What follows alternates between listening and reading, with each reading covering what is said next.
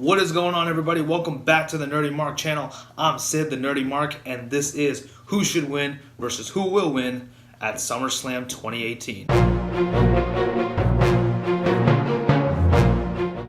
Now, I actually am a little bit confused as to what to call this series now. Sometimes I call it who should win versus who will win.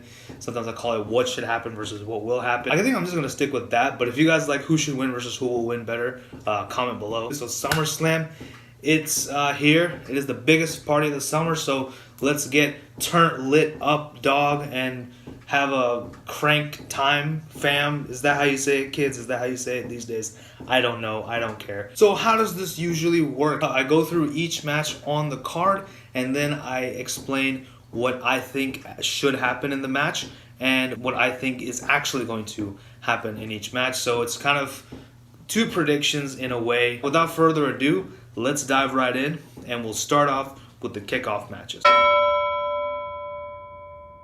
So the first match I do want to talk about is the B Team, the Raw Tag Team Champions, versus the Revival for the Raw Tag Team Championship titles. First of all, I find it very peculiar that the Raw Tag Championship match is on the pre-show and the SmackDown match is on the main card. So I find that interesting. I don't understand why that is. What I think should happen in this match, I do think the Revival should defeat the B Team in this, and I would love for the Authors of Pain to come out and attack the Revival, staking their claim for the Raw Tag Team titles because they're sick and tired of Titus Worldwide. I do feel like the B Team are going to retain just because it is the kickoff show. It's not really as canon as the main card.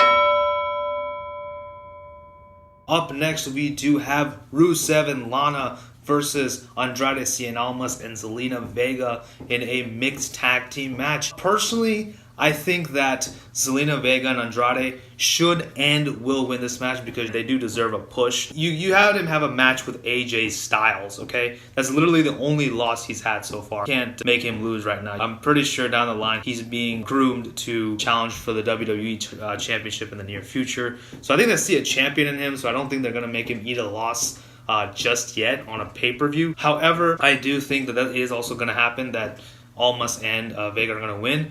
And I do think that we are finally going to see the breakup of Rusev Day, which is going to be very sad. I do hope I'm wrong about this, but I do feel like Aiden English is going to try to help again, and it's going to be the last straw. Rusev and Aiden are going to break up. I would personally like for Aiden English to turn on Rusev instead of Rusev turning on Aiden English, and then possibly have that match at Hell in a Cell.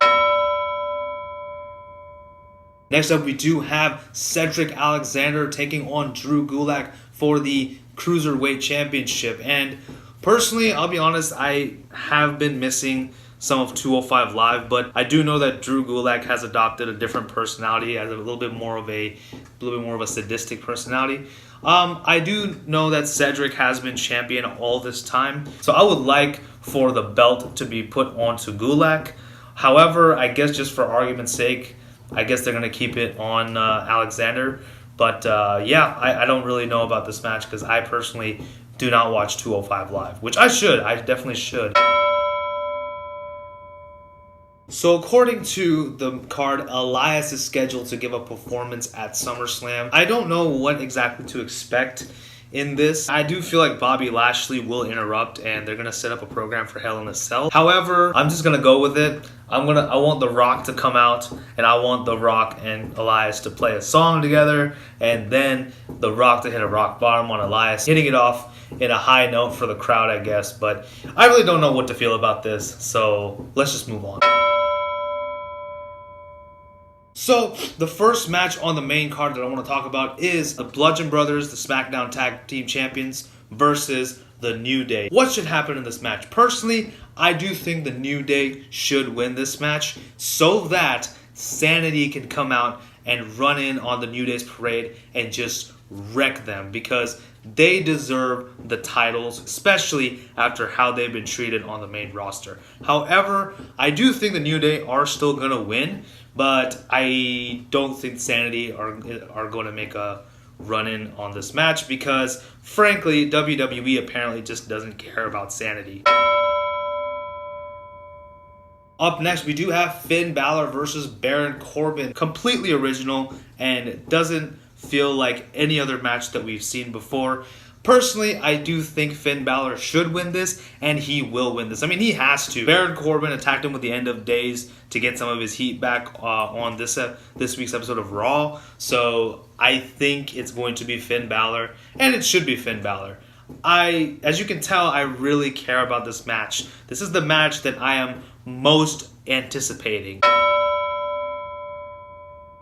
Up next, I'm going to talk about the United States title match. The U.S. champion Shinsuke Nakamura taking on Jeff Hardy. I would personally like Nakamura and Jeff Hardy to have a really good match, like a really good just wrestling match, because I feel this is a dream match in my perspective. I mean, of course, Nakamura can use his dirty low blows and whatnot and try to hit Jeff in the balls if he wants. That's fine. But I would like just these two to have a match, no outside interference, no nothing. I would like for Nakamura to actually pin Jeff clean. I know that Nakamura is heel and he's going to use heelish tactics to keep his title, but just for this match, I would like for Nakamura to win clean. And then maybe after the match, as Jeff Hardy walks towards the back, Randy Orton can come out of nowhere and beat up Jeff Hardy. That's fine. This should actually lead to Jeff Hardy debuting his brother Nero personality down the line. However, I do think Nakamura is going to retain his belt, but Jeff will win by DQ because Randy Orton is going to cost him the match. So, this is a match that I'm really looking forward to.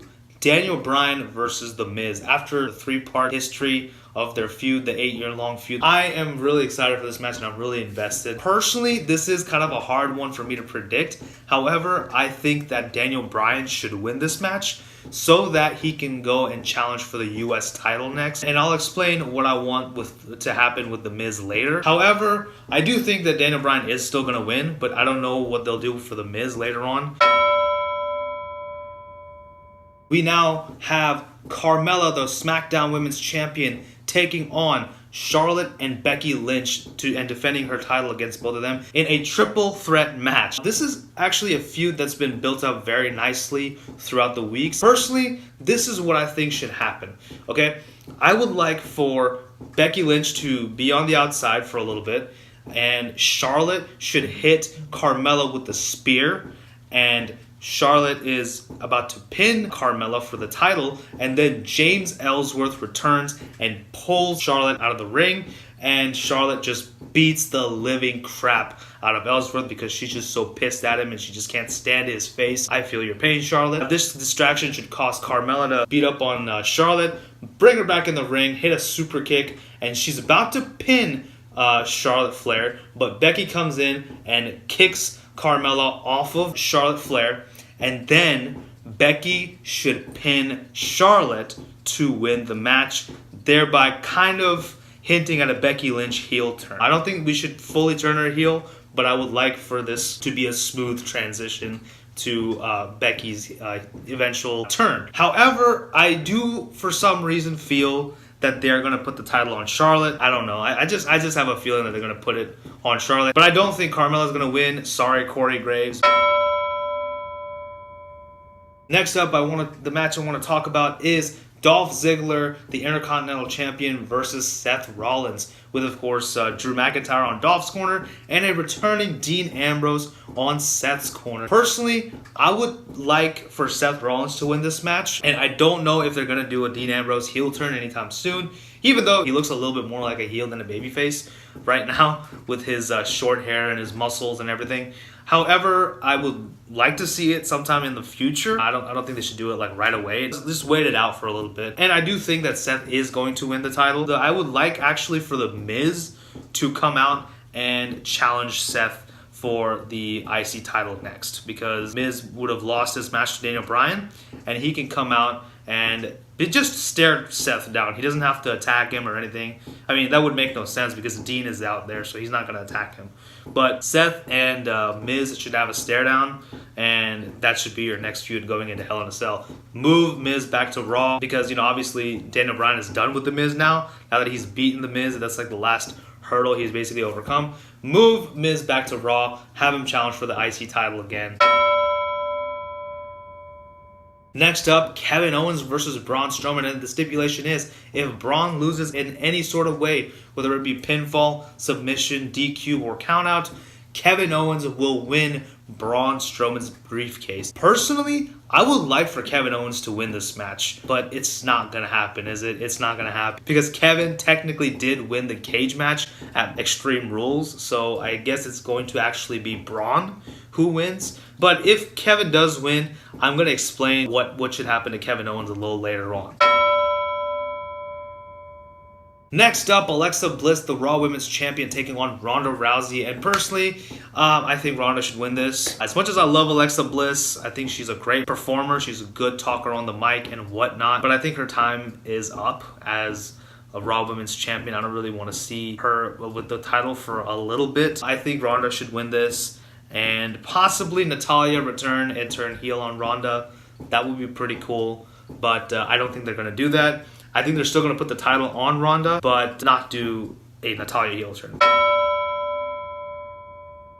We now have AJ Styles taking on Samoa Joe for the WWE Championship. Personally, I would like for Samoa Joe to win this match. AJ Styles has been a fantastic WWE champion at this point, but I think he's pretty much done all he can for the championship.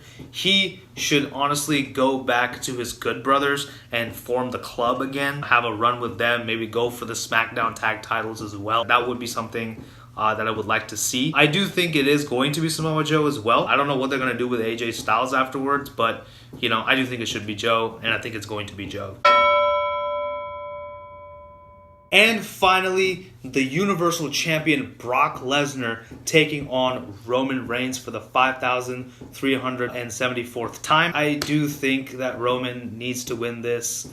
I hope he does win this. However, I have a very bad feeling that it's going to be Brock Lesnar because Brock has been talking to Vince McMahon and Stephanie and Triple H about possibly working the UFC and the WWE. So if that deal went through, I'm pretty sure we can expect Lesnar to retain the title this time. However, a scenario that I would like to happen, I would like for Roman to win, and then Paul Heyman introduces his new Heyman guy, and that is Mr. Money in the Bank, Kevin Owens. Kevin Owens should come down to the ring, cash in, pop up powerbomb on a very weary Roman Reigns. 1, 2, 3, KO wins this match.